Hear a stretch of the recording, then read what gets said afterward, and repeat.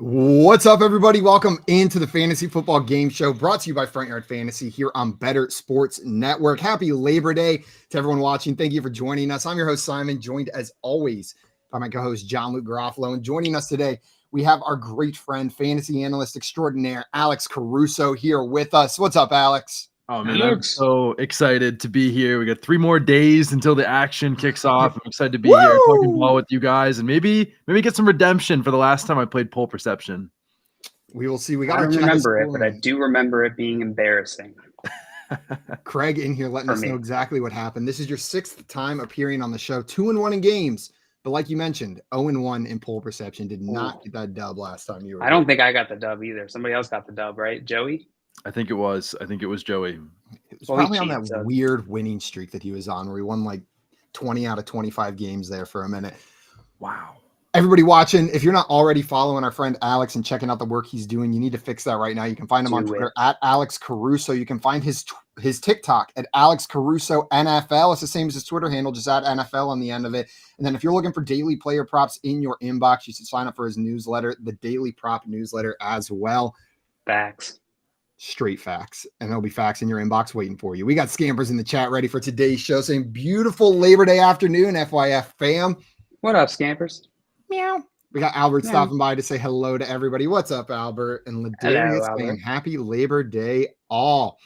What's up, Ladarius? We got some moms in the chat stopping by. What's up, Jail's mom? Says hello, FYF chatters and hosts. Glad to have you in here.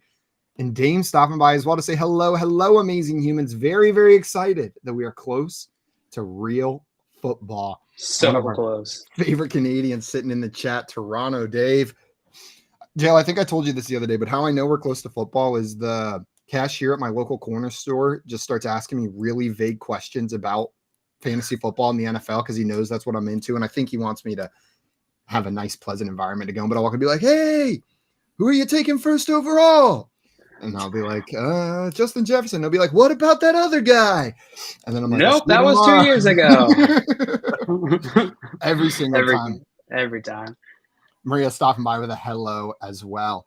And yeah, this is the time period where you start hearing all the random conversations, like at the restaurant, start being about Jonathan Taylor and my work league's PPR. And my ear starts popping off. I'm like, well, they're talking about fantasy. Can't focus on anything. I know. We were in that Pros with Joe's draft the other night, and we were talking about this a little bit. And Florio speaks up and goes, I call those my August friends. They just show up once a year and reach out to me right around draft time. Those are my August buddies that show up. Also, Craig coming in with the hot details on that game. Tim won that game of Pole Perception with 11. Joey got second with 7. That's apparently right. Tied with Alex. Jim helped Tim cheat every day. That's all they're doing. Those Wright brothers. We got Anthony in the chat joining us. I'm guessing you got Labor Day off. So you get to come hang out with us live. What's up, Anthony? What's up, Anthony? Welcome in, my friends. Well, guys, like we have alluded to and more than alluded to, said outright multiple times, we brought Alex here to play Pole Perception with us today. Before we get into that, a couple reminders. First and foremost, if you're not already following Alex, I said it once. I'm saying it again now, and I'm going to say it again before the end of the show. Go follow him on Twitter at Alex Caruso. And make sure you check out his TikToks. You know, if you want to win at Alex Caruso NFL. After you do that, head on back over here to our YouTube channel at Front Yard Fantasy. Hit that subscribe button. We're live on Labor Day and every other day, Monday through Friday at 3 p.m. Eastern Time. Subscribing and hitting that notification bell is the easiest way to make sure you don't miss out on any of that.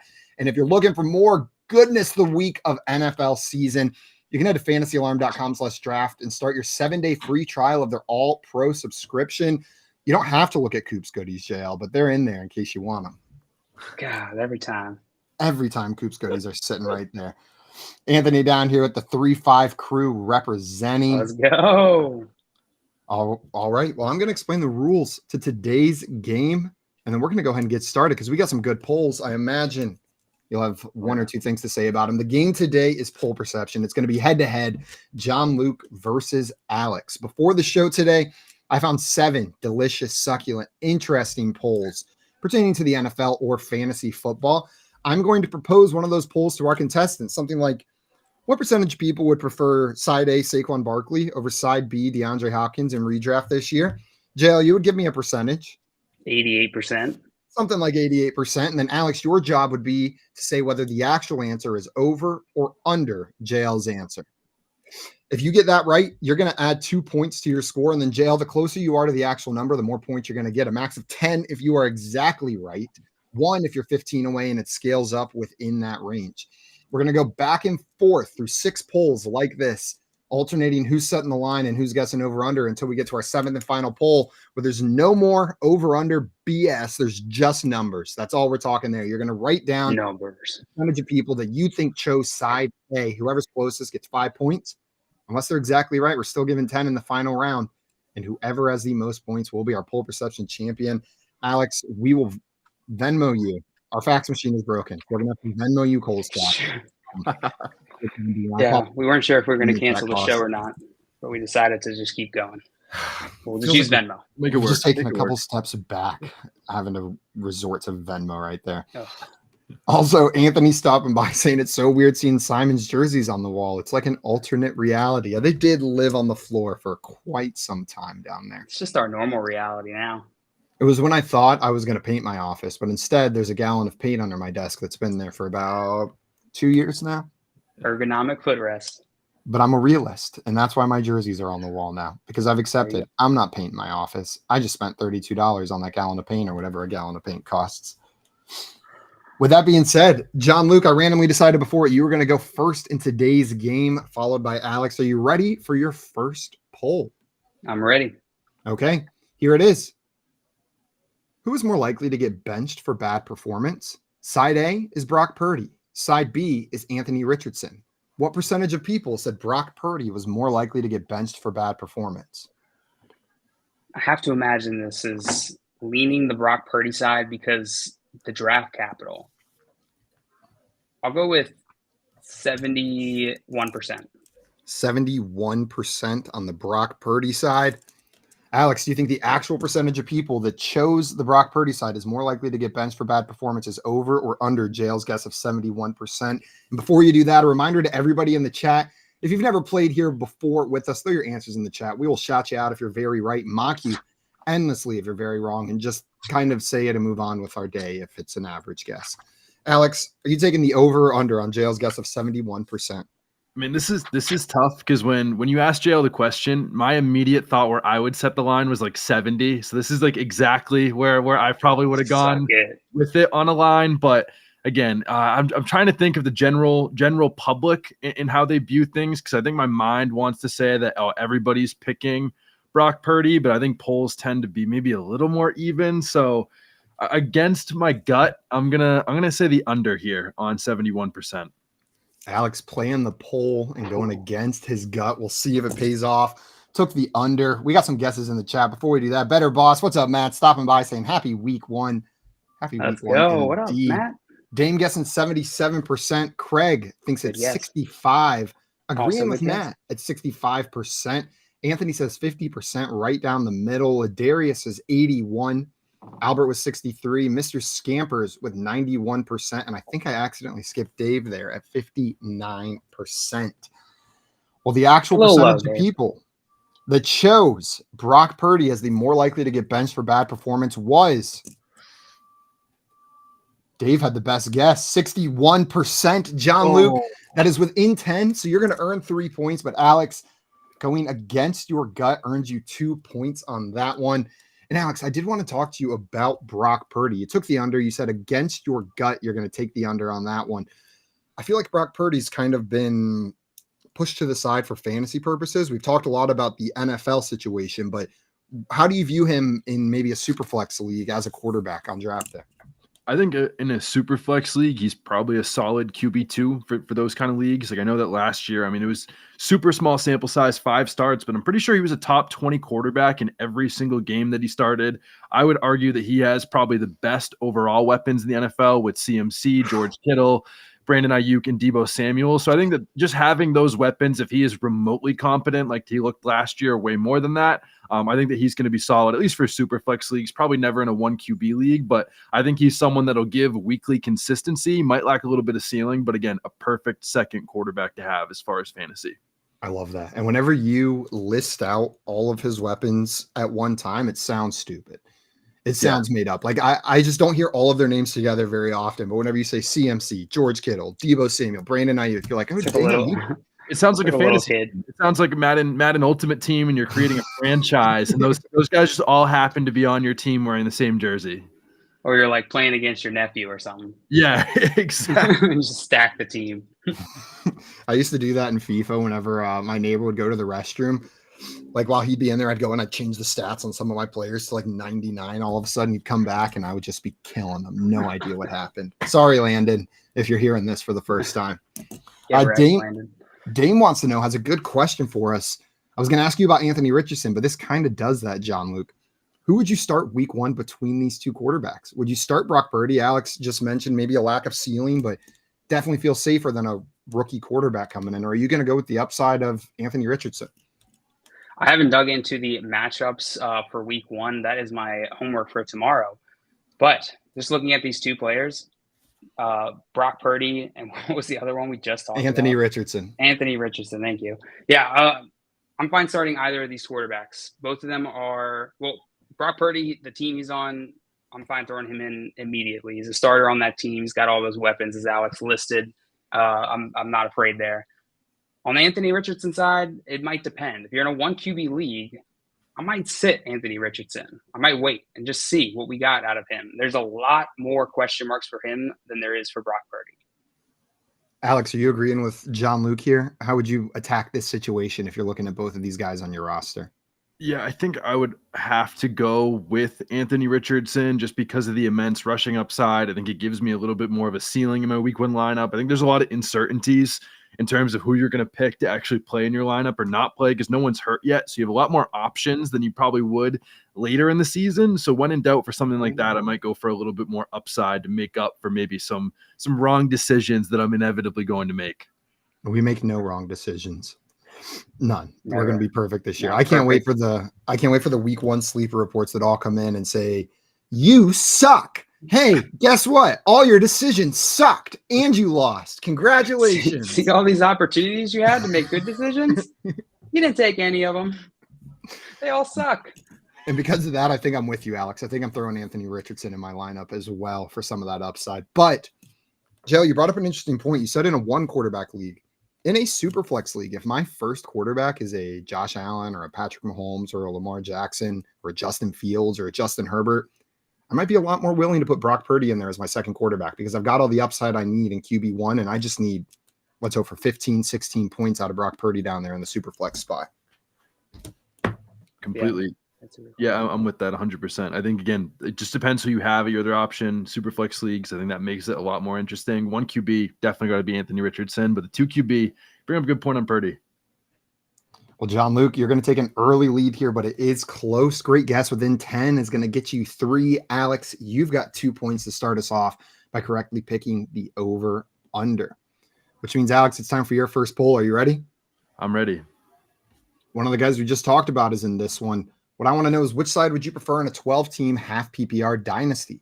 Side A is Tony Pollard and Damian Harris. Side B is Brandon Ayuk and a 2024 first. What percentage of people would take the Tony Pollard and Damian Harris side of this trade? Oh man, that is a tough one. I'm gonna say so taking the Tony Pollard and Damian Harris side, I think people are always in love with the younger running backs that they can take. So I think that will be the winning side ultimately over Ayuk in a first. So I'm gonna go with 53%. 53% on the Tony Pollard side? Yep. Okay, 53%. John Luke, do you think the actual answer is over or under Alex's guess of 53% there? Oh boy, I'd be taking this trade so fast on side B. I'm gonna go under. I think more people will be on the Brandon Ayuk 2024 first. We got John Luke on the under there. I see a question from Craig. We're going to hit that after this next poll. Dave in here guessed 36%. Dame thinks it's 35%. Anthony guessing 45%. And Ladarius with 42% on this one. Well, the actual percentage of people that chose Tony Pollard and Damian Harris over Brandon Ayuk and a 24 first was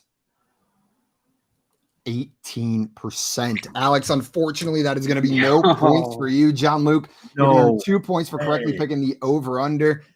17% was the first number I wrote down. You would have been one off, but you're only going to get 2 points on that one. Alex, you seem surprised on this. What do you think was which player in this do you think threw it off for you between you and the public? I think Tony Pollard did, because I know right now he's pretty much a consensus top 5 running back. Your favorite fantasy analyst definitely loves Tony Pollard this year for fantasy. And I think a lot of people always emphasize winning now. I know people love first round picks, but I thought that, Tony Pollard would end up winning out on this one as a whole, and just the idea of maybe he's the starter for the Cowboys for the next few years. But obviously I do not understand the public as well as I thought I did with that one. I think there's some dynasty running back fatigue right now with all of the contract situations we've seen. We've already seen injuries derail stud careers somewhat recently.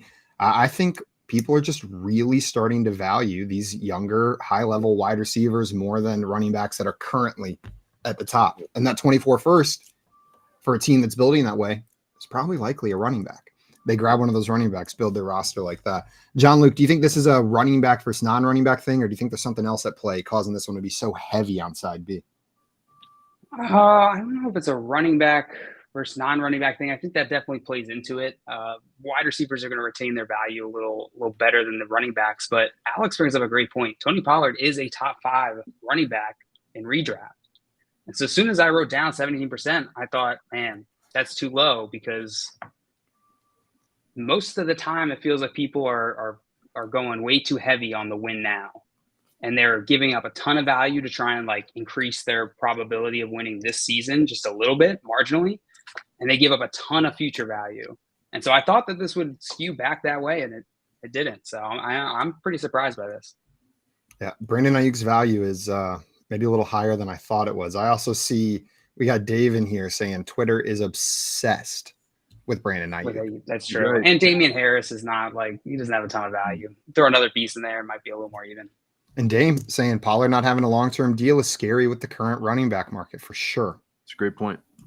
All right. And Dave said college just started, so there's extra hype around the 24 class as well. Week 1 of college football almost done. I saw some tweets out there saying week 1 was done. Don't forget Clemson plays tonight before week 1 is over, baby.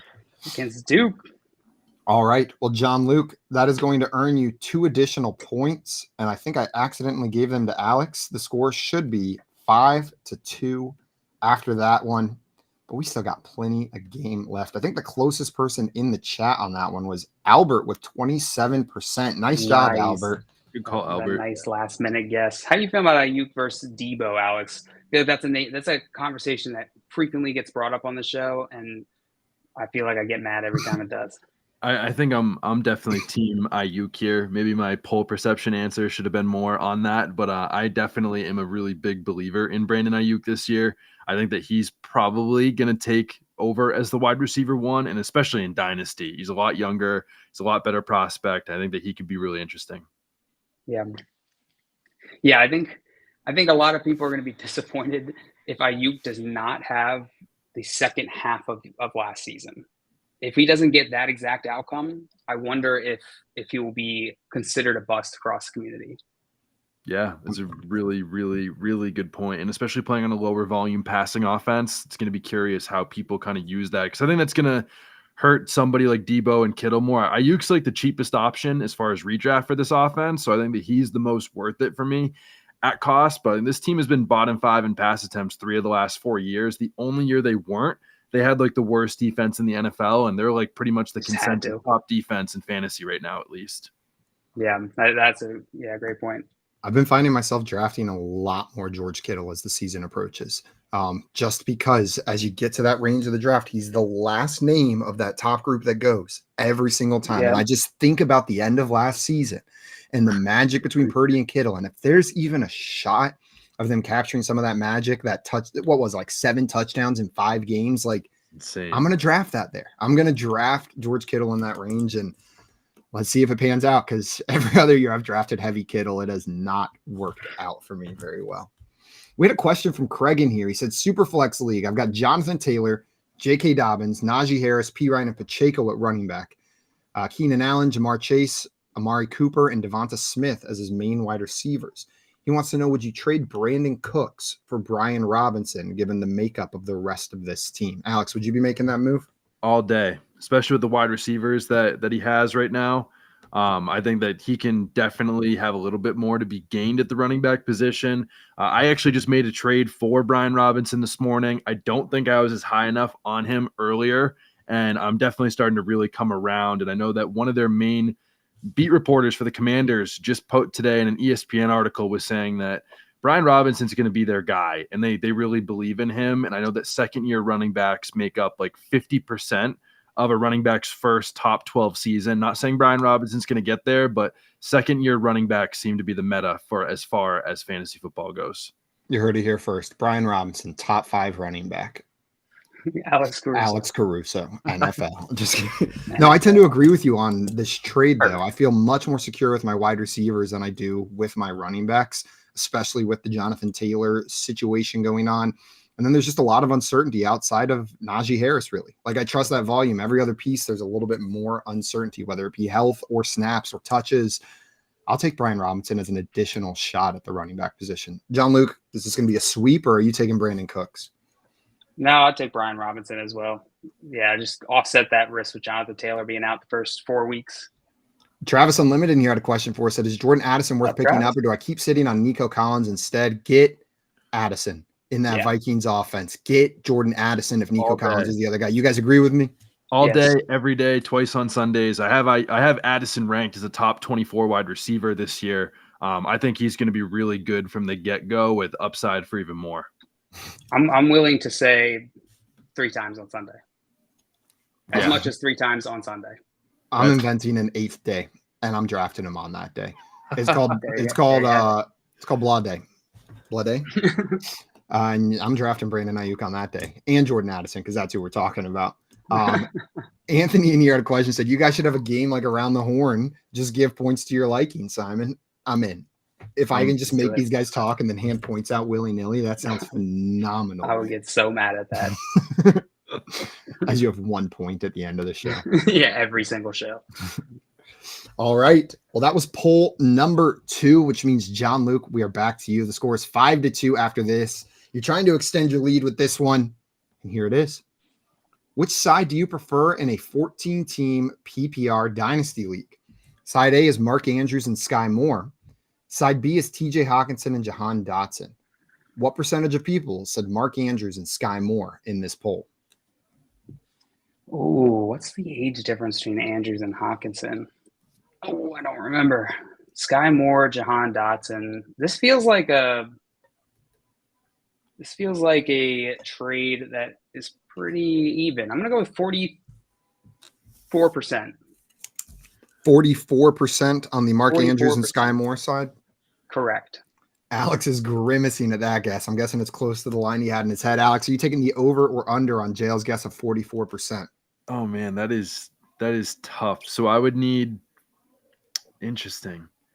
I know that people like I'm not a huge TJ Hawkinson guy, but I know people love TJ Hawkinson. And I know at the same time right now, anytime I tweet out literally anything that exists about Jahan Dotson right now, people are loving it. So I think the public is very in on Jahan Dotson. So I am going to take the under on 44% and say the TJ Hawkinson Dotson's going to be a little more favored. Taking the under. If it doesn't seem super confident about it, we got some guesses in the chat. We'll see where they land on Jazz. I thought I was being clever with that, but that was kind of what I was thinking, Alex, is that people have just been loving Jahan Dotson. My God. Yeah. It's everywhere. You can't turn on Twitter without seeing Jahan Dotson all over your place. All over my place. That's what they call the homepage of Twitter, right? Your place. All over your place, yeah. We got Anthony in here with 50%. Dame coming in with 55. Toronto Dave with 52. Ladarius says it's 47. And Dave says, this is a great trade. Albert popping in with 36% as well. Well, guys, the actual percentage of people that chose Mark Andrews and Sky Moore over TJ Hawkinson and Jahan Dotson was 41%. Good news for everybody. John Luke so close to getting Wow. it exactly right, but you're going to earn 5 points for that, guess, bringing you up to Yeah. 10. Alex was one of the few people who went under out of the chat. Yeah, it was him and Albert. That was Him and Albert. That's it. that was it. Everybody else took Yeah. the over, but you and Albert were on it, being that it was under. Impressive. Alex, was it Jahan Dotson that made you push under? Was that the piece of that said this is going to be under? Yeah, I was someone that was off Jahan Dotson at the beginning of this year, and as time went on, I really started to come around to the fact that Jahan Dotson's going to be a really, really good player for this year. So because of that, my newfound love for him, and I've been seeing more and more hype on Twitter and more people believing in him, and even the drafts that I'm getting, he's going higher and higher and higher. I'm very in on Jahan Dotson. Does that have, whenever you look at Jahan Dotson having fantasy success, is that at the expense of Terry McLaurin or other receiving options there? Do you think he's going to start to ascend that depth chart to being more of the lead target? I think so. If you know, like as Max Kellerman once said, that the Martians pointing the laser beams at the Earth, and I had to take one of those two wide receivers to be better in fantasy this year. I think I'm gonna take Jahan Dotson here and say that he ends up as the top wide receiver in Washington. You know, with McLaurin's toe injury, we're not sure about that. I just think that Dotson's actually just really, really good. See the chat split on which side of this trade they would take. JL, which side of this trade are you taking? Are you taking the Hockenson and Dotson side like the consensus, or are you on the Andrew Sky Moore side? This is really tough, and I think it comes down to like how I project Mark Andrews and TJ Hockenson going forward. Mark Andrews a little bit older, but the situation is so good. It's looking really good there in Baltimore. And he's been the main guy on that team. He has that rapport with Lamar Jackson. TJ Hockenson, boy, did they give him a lot of passes, a lot of targets last year in Minnesota. I think I would go I'd go side B on this. I think there's enough value in that gap between Jahan Dotson and Sky Moore. I think this comes down to this trade, do you believe in Sky Moore separating himself from the other Chiefs wide receivers? I think if you do, I'm taking Mandrews over Hockenson in Dynasty. Yeah. 8 days a week, like we said previously for Jordan Addison. But there is too big of a gap between Dotson and Sky Moore for me to consider that side. Alex, do you have any convictions when it comes to the Kansas City wide receiver room? Who's going to emerge? Oh man, they have I think they kept 7 guys in their 53-man roster, so I don't think they even know. Like have conviction on who's going to be the lead guy. My money would have to go on Sky Moore, but I don't think it's going to be Kadarius Toney. They seem to just absolutely love Marquez Valdez-Scantling from an NFL perspective, because not everything's about fantasy football. But I wouldn't be surprised if, maybe Justin Ross or Rashee Rice makes an appearance. But man, that is a headache that is probably keeping Andy Reid up at night. That hopefully maybe grab a cheeseburger from the fridge and think about the best wide receiver to have on Sunday. Just grab these guys in best ball. Yeah. Putting together a game plan, everything's figured out, but the blanks for the wide receivers are all open on every play call sheet. And he's like, what do I do? Just keeps erasing. You see Toney, but just like the vague remnants of it after the eraser's been written over. He's gonna lose a bunch of weight because he can't sleep. Yeah. All right, well, John Luke, that's gonna get you a little bit more of a lead here, taking the lead 10-4 over Alex. But Alex, you can make that up in one poll right here. Dame says, "Give me Mandrews." I'm with you, Dame. I'm taking Mandrews over Hockenson. But in this trade, God, I'm probably on the Hockenson side. We got Carlos stopping by to say hello. Says, "Oh my, I just realized you guys were on." Oh, FYF hey. still puts in the work even when no one else does. Labor Day, we thought that meant you had to work. Yeah, we just wanted to hang out with our friends. Mixed it up. Yeah, I haven't been working at all for like a year at this point. Today's the first day I'm on. I thought this was the first day of work. What the hell?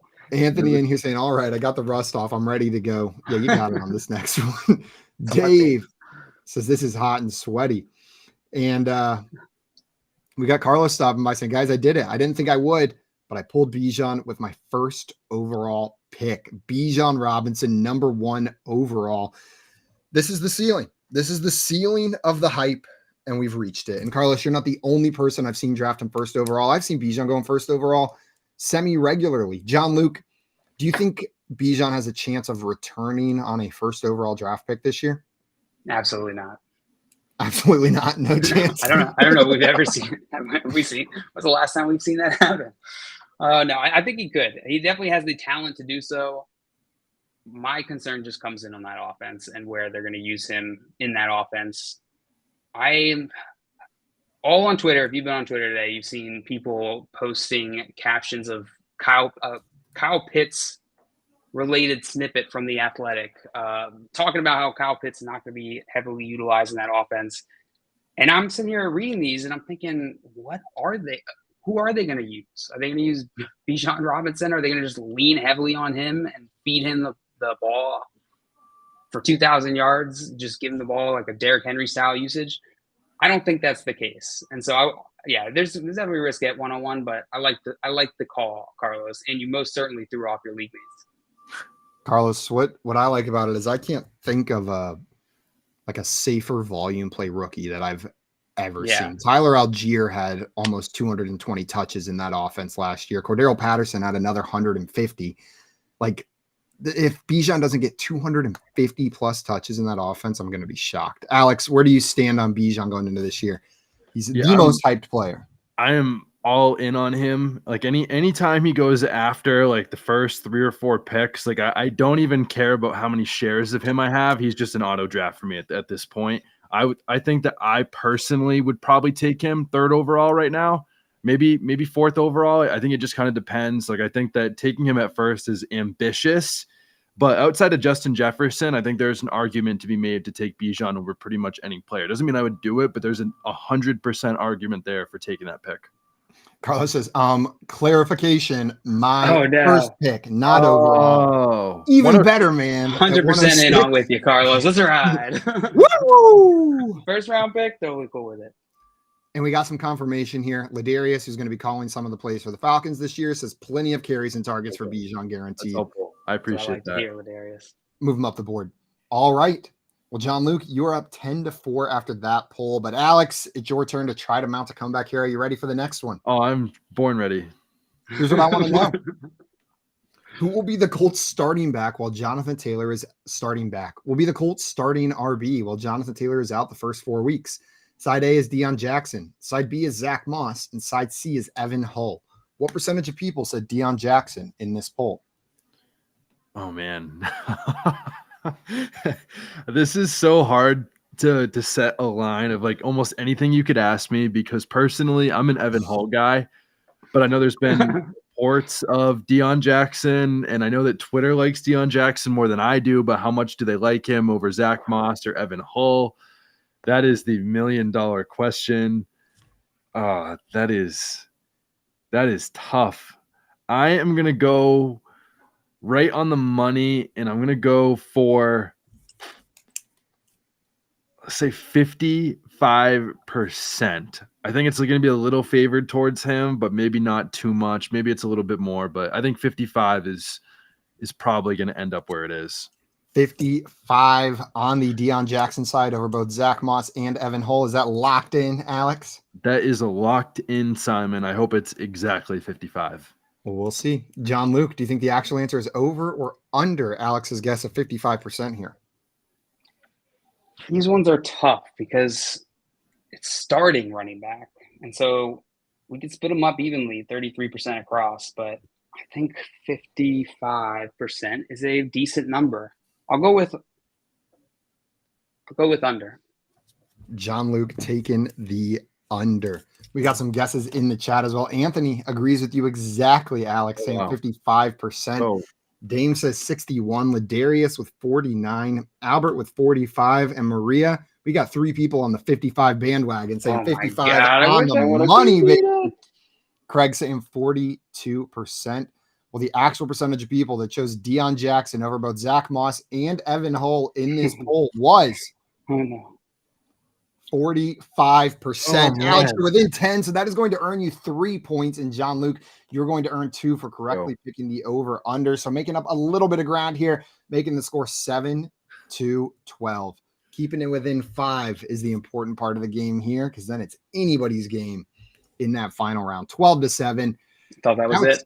You mentioned you're an Evan Hull guy over both Deion Jackson and Zach Moss, so it might have made this poll hard for you. What about Evan Hull makes you think he's going to be the one I just love that, like, well, they first of all, they just took him in the draft. I thought that in the few snaps that we saw in preseason that Evan Hull looked a little bit more explosive. I know he's a little bit smaller than Deion Jackson, but he was a better pass catcher coming out of college. I know they might not be throwing to running backs, Anthony Richardson at QB, but I do think they're going to be trailing in a lot of games, and I think that Evan Hull is going to be the guy that they go to in those situations, just which is why I would give him the edge and going for the ceiling with the pass catching, obviously. That makes a lot of sense. Why shoot for maybe the player that even if they do earn the starting job isn't going to do much for your fantasy team? We've seen that in the past. Just because someone is the starting running back in place of an injury doesn't mean not every team's the Steelers where you can just plug that guy in and automatically assume fantasy value. Yeah, none of these names really stick out enough to me to where I'm thinking, why would they need to lean on any single one of them? Why couldn't they use them all more? Maybe a little more in like a distributed fashion, like you're saying, Alex. So I think that's a good call. I think there's a very real chance Anthony Richardson leads the team in rushing yards after the first 4 weeks. Yeah, and as he's figuring out the NFL and his getting in his rhythm, I doubt he's going to have one established running back. We'll see how it plays out there. Shout out Albert in the chat, getting that one exactly Albert. Right. Nice job, Albert. Killing it. Also, Maria backtracking, saying, I was just quoting Alex, but I do believe in him. You got the belief of Maria, but she was not on the same page as you. With that being on said, the 55 on the money, that's what she was talking about. Yeah. Coming in and saying she was agreeing with Alex. I see. All right. We are going to move on to our next poll. We've got 2 more left before we roll into the final poll. This one is John Luke's. Are you ready? I'm ready. What I want to know is, which side do you prefer in 12-team Superflex PPR tight end premium dynasty? So a lot of pieces here. Side A is Bryce Young. Side B is T. Higgins plus Josh Downs plus Mike Gesicki. What percentage of people said Bryce Young in this trade? 12-team Superflex PPR tight end premium dynasty. That's a lot of qualifiers. A doozy of qualifier list. T. Higgins, Josh Downs, Mike Gesicki. Do they all add up to Bryce Young's value in Superflex? Ooh, that's a good question. I'm going to go with 58%. 58% on the Bryce Young side? Yes. Okay. Alex, do you think the actual percentage of people is over or under JL's guess of 58% on that Bryce Young side? Man, just because it's Superflex, I am going to take. Oh man, it's T. Higgins. T. Higgins is good. I'm going to go with the over here, just because it's Bryce Young. I bet JL will be within 10 here. I think that's a money guess by the man himself. But I'm gonna take the over on 58. 58% from John Luke, the over from Alex, and we've got some answers coming in the chat. We've got 63 from Ladarius, 50 from Dame, 53 from Anthony, and then Albert coming in with 72%. So we got some answers on either side, some overs, some unders. The actual percentage of people that chose Bryce Young over T. Higgins, Josh Downs, and Mike Gesicki in a 12-team Dynasty Superflex PPR tight end premium league was 50%. Right down the middle, exactly 50%, which means John Luke, you're within 10, is going to earn you an additional 3 points, bringing you up to 15. Unfortunately, Alex, you're on the wrong side of the over-under there. So no points going to go your way. Alex, where do you stand on Bryce Young? I know he got a lot of flack for being short, for being small, but then he seems to be drafted into an okay situation relative to where first overall picks usually end up. Yeah, relative to first overall picks, definitely. I don't like him at all this year. Like I like him as a prospect. One of my good friends from high school was in a group project with Bryce Young at Alabama, so I have some bias because I know somebody that knows Bryce Young. But I think that as far as fantasy football goes, I'm not really big on the DJ Shark, Adam Thielen train, and some of the guys they have out there. So I don't believe as much this year, but long term, if they can get him some weapons and a number 1 wide receiver, I'm definitely a Bryce Young believer. I don't know, someone like DJ Moore, you could say, if they could get a guy like that in that offense, that could really help out a young quarterback like Bryce Young. We had a couple. So go ahead, George in the gentlemen. chat said, I just got offered Najee Harris and Amari Cooper for Tony Pollard. Is that worth it? Full PPR. What do you guys think? I'm taking that. I know Tony Pollard has top 5 upside, but Najee Harris has maybe the safest volume in the entire league and has top 5 upside. You're getting a wide receiver 1 and a potential RB1 for an RB1. I'm taking it. Yep. Yeah, the only situation I could see, it could make sense to consolidate like this, especially before the season. Give yourself that extra bench spot, but the value has to make sense, and it doesn't here. So yeah, take it. I'm taking those two guys. Ice Stray Gaming had a question in here for us as well. Said, if I'm wanting to trade Jonathan Taylor for another running back, what's a good value for JT? So a lot of uncertainty. Let's take the question the way it's asked. If I'm wanting to trade Jonathan Taylor, because my initial response is to say, don't trade Jonathan Taylor. Just hold on. This is the worst time you could trade him. But I understand there's risk that he doesn't play at all this season. Alex, if you're looking to trade JT, what kind of return are you looking to get back? Oh man, that's a great question because I don't want much Jonathan Taylor on any team. I like my sleep at night. Jonathan Taylor is not somebody that helps you get 8 hours when he's on your fantasy team. I think somebody like I saw him go for straight up for James Conner in a league, which I think is a fair return given the headache of Taylor. I'd probably want somebody more like Javonte Williams, who's going in the same range, but I think has a little bit more upside that can be worth it, especially when Taylor's out for 4 games, maybe more. We don't know what's going to happen. But I think that I'm gonna say about Javonte Williams would be a solid return, even though that's not probably the return that other people would want for someone as talented as Jonathan Taylor. I think that I like that range. And in that same range, I think Rachaad White would probably fall in a similar range. And that's a player along with Devontae. I would try to. David Montgomery's another great name. Dude should have a lot of touchdown upside in that offense. You're taking off, just be aware of what you're doing here, right? You're trading off that risk, but you're going to give up a significant amount of value on Jonathan Taylor. And he comes back week 5, and he's his old self, and he plays. He's Jonathan Taylor. He's going to be Jonathan Taylor in week 5, and he could be very good and a very nice late season advantage. So I don't know if we shouted out Dame. We put the comment up there, but I can't remember. Dame got that one exactly right, and she's apologizing for any squeals to her neighbors. We'll just wait till you get the next one exactly right. We got Brady stopping by, wants to know, go Tigers, and I want to know, go Tigers. What's up, Brady? Welcome in. Antonio had a question for us. Would you do Lamar and Olave for Herbert and A.J. Brown, PPR? JL, what do you think when you look at this trade? Lamar and Olave for Herbert and A.J. Brown. It feels a little too lateral. I think I'd rather stick with Herbert and A.J. Brown. But yeah, I guess it depends on on which of these players you are bought into or not. If you don't buy into one of these players, then go with whatever side they're not on. Alex, where are you sitting on this one? I like Herbert and Lamar pretty much even. I think I have Lamar slightly above him. I love Chris Olave this year. I think my fantasy Twitter feed would support that. But I think A.J. Brown is just absolutely next level, and the drop off from Lamar to Herbert is like beyond minimal. I have them pretty much evenly. So I would definitely keep Herbert and A.J. Brown and just trust the safety plus the upside that both of those two give you. I tend to agree with you guys. I'm sticking with I think Herbert's upside is just as high as Lamar Jackson's with Kellen Moore in town there in Los Angeles.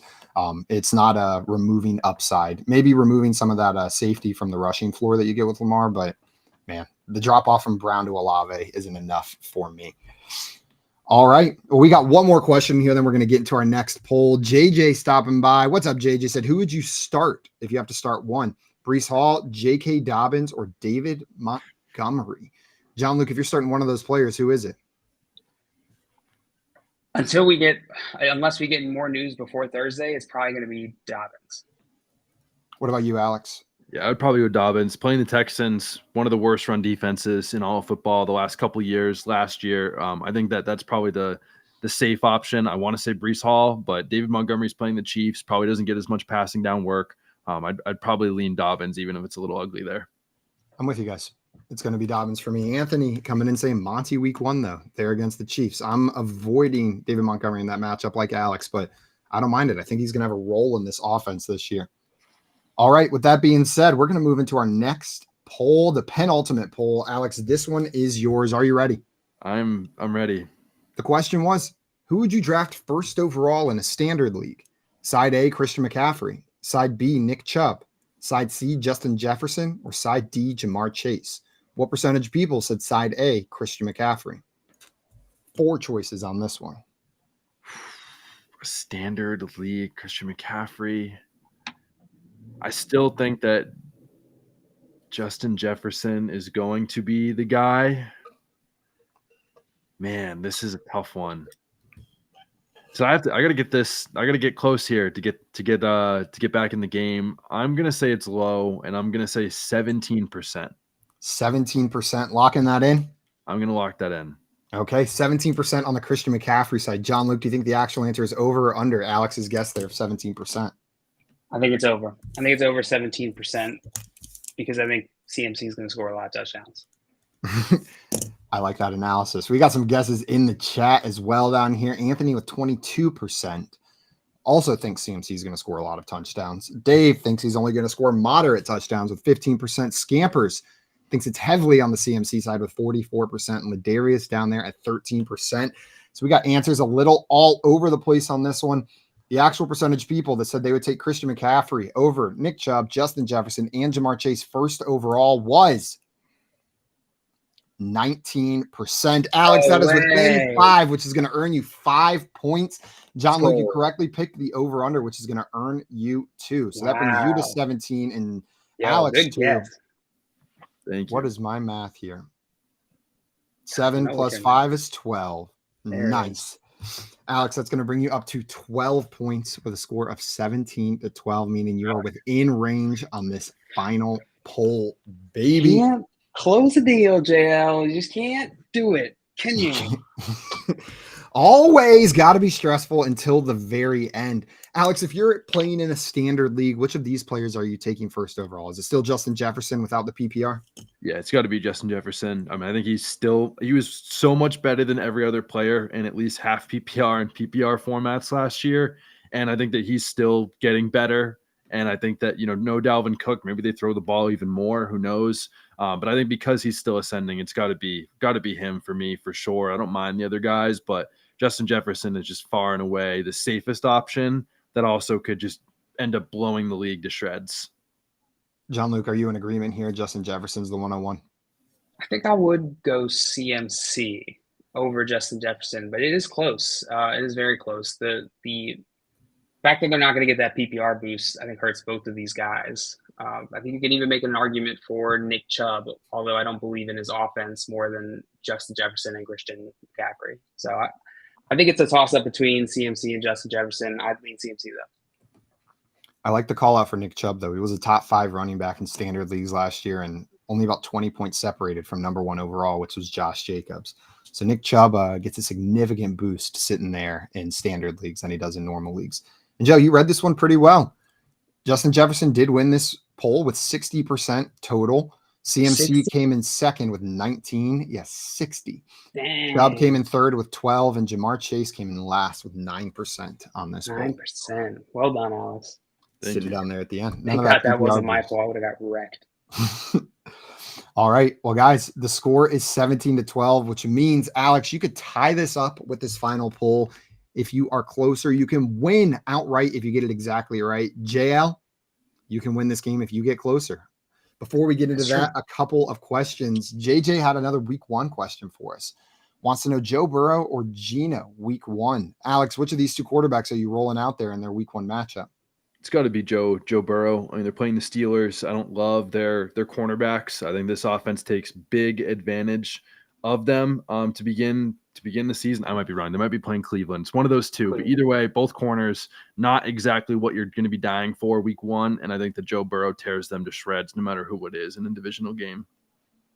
Geno Smith is playing the Rams, and then Joe Burrow is playing Cleveland this week. John Luke, are you agreeing with Alex here?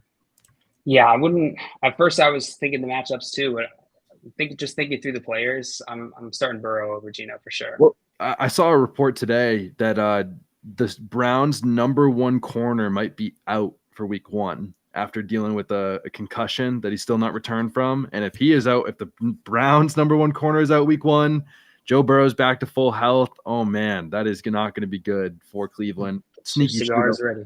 Maybe. just pick up where they left off last year with that secondary. They tried to address it in the offseason, but it may not be any good. Garrett had another question for us, a trade question. Wants to know, should I trade away Olave and James Cook for Garrett Wilson? Alex, I see you shaking your head no. That's too much for you to give up for Garrett Wilson? Yeah, I think that Wilson and Olave are pretty similar, and James Cook is someone that has been heavily touted as a league winner by a number of analysts. I 100% see the case. I think the drop-off is pretty minimal. Upside for James Cook is phenomenal. John Luke, do you agree with this, or are you enamored by Garrett Wilson enough to send away Olave and James Cook? This is tough because it hit my sweet spot of players I like and dislike. But no, Alex is absolutely right. That is too much to give up for Garrett Wilson. I would rather have Garrett Wilson over Olave, but it's not. They're within the same tier, I think. My office produces coffee randomly. It just showed up right in front of me. Absolutely magic. Oh my God, that's delicious. All right. Well, guys, we are moving into our final poll right here. Jail, did it work for you? No. You just have to stick your hand off. You just have to stick your hand off camera and then things come back. Oh, not a coffee. It was a rubber duck this time. Weird. I'll have to try it out again later. Ooh, Jail, what is that? Stop sticking your hand out there. Here is the final poll coming your way. Both of you guys, do you have pen and paper ready? Something you can write on. Yeah. Okay.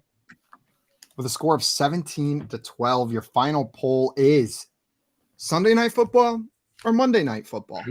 Side A is Sunday. Side B is Monday. What percentage of people said side A Sunday?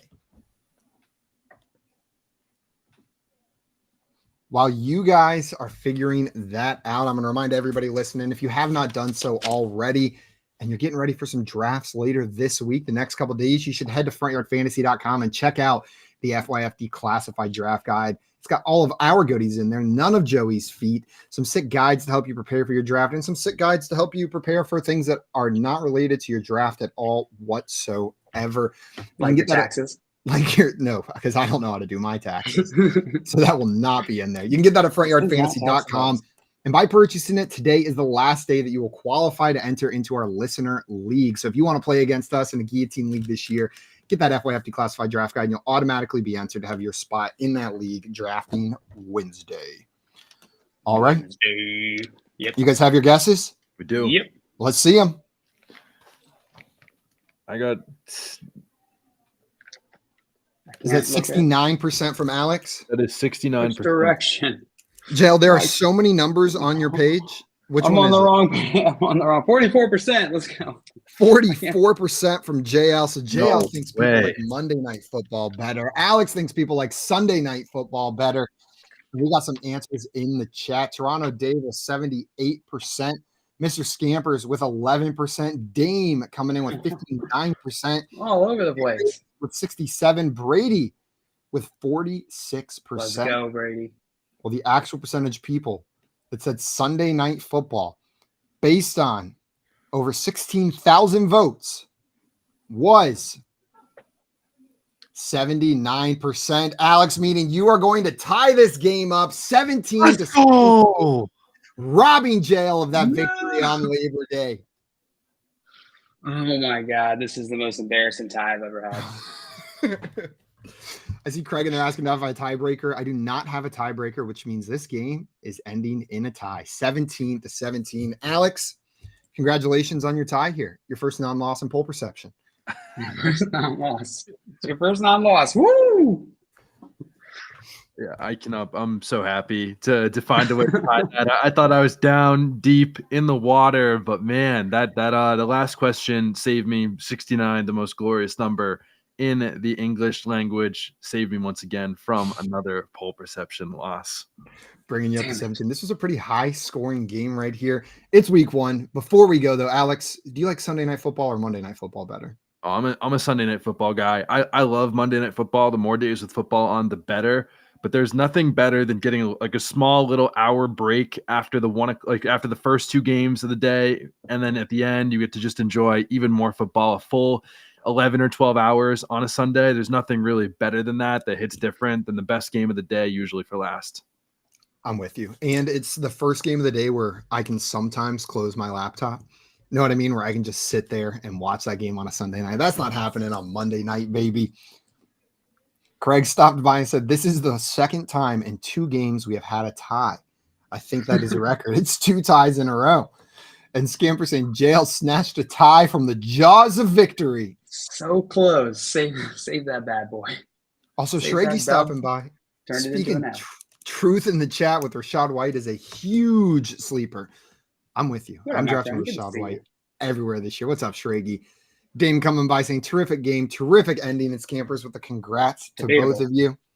That is going to be it for us today. Congratulations, Alex, on the tie, and John Luke, congratulations on the tie to you as well. 17 to 17. Why does it feel better for Alex and worse for me? Because he came back, because he pulled it out at the last second, and you were just trying to hold on to victory and couldn't quite keep it. That is going to be it for us today, everybody. If you're not already following our friend Alex, it's that time of year. If you want to win your leagues, you should go follow him right now on Twitter at Alex Caruso, and check out his TikToks at Alex Caruso NFL as well. And Alex, the newsletter, check it out. Go subscribe now. Absolutely. Thank you so much for taking the time to come and hang out with us. Oh man, it was so much fun. Always happy to come on. Pole perception or not, still undefeated, I think, in Jeopardy. Hopefully I get to defend that once again before the season is over. But again, appreciate you guys having me. All love here, and I love the community that you guys are building. With a record of 2-1-1, Alex is signing off, but he'll be back to try to add another dub to that dub column. With that being said, we'll be back tomorrow at 3 p.m. Eastern time for some more fantasy football game show fun. If we find Joey, he'll be here as well, but I don't know. I'm kind of busy tonight, so I'm not sure I'll have time to look for him. Until then, though, we are out of here. Enjoy your Monday. Happy Labor Day. Adios, everybody. Bye-bye.